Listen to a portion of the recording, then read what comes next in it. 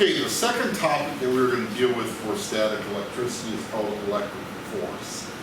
This is the same force as the traditional or mechanics of physics force, which is, as Newton described it, mass times acceleration as the basis. Now, since we're taking an electrical approach here, so we have to look at it from that point of view. We also saw in Newton that force can also be determined in a gravitational point of view. So if we were to go ahead and take a quick review on that, so let's say this is the Earth right here, and you are standing somewhere on the Earth, and two things are happening. One is that the Earth is pulling you down at a certain force, of course, but you're not moving, which means then that the ground that is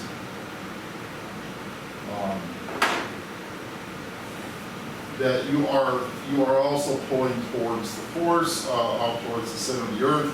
The center of the Earth is pulling you towards that. You are pulling the center of the Earth towards you, and there's this, because of the fact that the ground is not allowing you to move, you're not actually moving, but there is this duality of forces taking place. The mass of the Earth and the mass of yourself are taken into consideration. According to Newton's law of universal gravitation, this is equal to some constant which we call G, M1, M2 over D squared, where the D is from here to here. And the mass of you, it might be M1, mass of the Earth, M2, whatever you want. And then this gravitational constant that we came up with to equate everything gave us the force in terms of gravitational pull. Two charges in proximity of each other are also going to have the same kind of attraction if they're opposite charges, or repulsion if they're the same charges. It's the same idea. If you were to change the person here into a charge and the person in here to another charge, we'll call that Q1 and Q2, they are going to be attracted if they are opposite charge, and repelled if they're the same charge. So we can use the exact same formula, we just have to tinker it around a bit by replacing the masses with charges. And so we get F sub E for electrical force is equal to, now since we're changing the M1 and M2, let's go ahead and put those in there. Q1, Q2, you can use capital Q's, I've seen both, and the distance between them squared. But the constant is going to have to change because we're dealing with a different quantity in the numerator.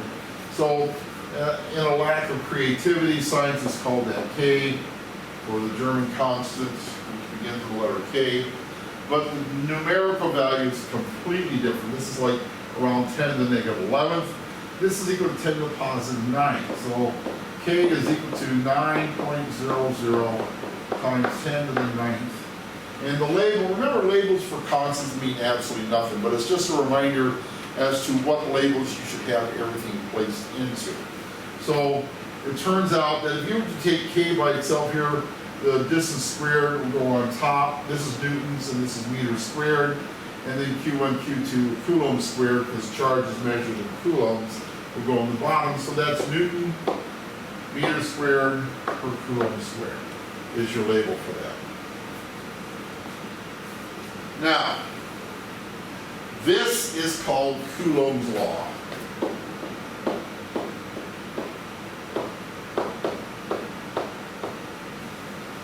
Named after the French scientist Charles Coulomb, who came up with the idea of how charges have this particular dynamic between them, whether it's repulsive or attractive. Now, if you came up with a negative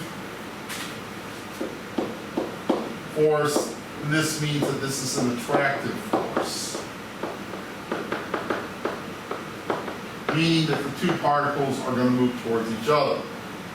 If you have a positive force, then the opposite of attractive is repulsive.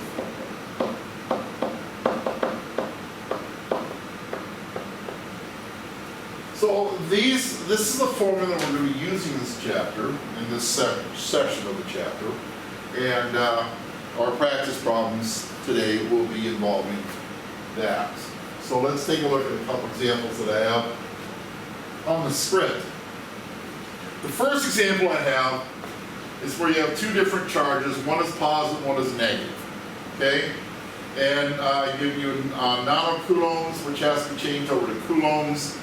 So that becomes 4.00 times 10 to the negative 7 coulombs. The second charge is oppositely charged, a negatively charged value, and that gives us negative 3.60 times 10 to the negative 3 coulombs. And the distance between them is 62.5 micrometers or micrometers. And you change that over to meters, you get 6.25 times 10 to the negative 5 meters. So the bottom line is all charges must be expressed in coulombs, all distances must be explained or placed into meters. The formula, F sub E, which is the electrical force, is equal to K, Q1, Q2 over E squared, which we talked about on the previous page. Plug in your numbers, crunch them out in your calculator, and you get a negative 3.32 times 10 to the negative 9th, and the fact that it's negative means that we are dealing with an attractive force. Okay? So they're going to move towards each other. The second example, we were trying to find the distance between charges that are identical, 75 microcoulombs, which is 7.50 times 10 to the negative 5 coulombs. And we're given a force of repulsion between them, because of the same charge, is 25 newtons. So how far apart are they? Again, we go back to that formula, F equals K, Q1, Q2 D squared. Q1 and Q2 are the same value, so that's going to be squared. This is our K and the D squared. Now, in mathematics, or arithmetic, we want to call it that, when we have a variable in the denominator, we can switch places with these two numbers right here, since everything else is multiplied. So the D squared goes over here, the 25 newtons goes over here, and I put meters here because I'm an idiot. So let me fix that real quick. That's supposed to be newtons. Good job, me. But to solve for D squared that I now have over here, when I switch them, I now take the square root of that whole entire monstrosity. And so I should end up with 1.42 meters. All right, so this is a matter of getting used to the formula and all the different manipulations of the equation that we can make to solve for what we're looking for here. So, our practice problems are at the end of the script. And there are 5 problems. So, have fun.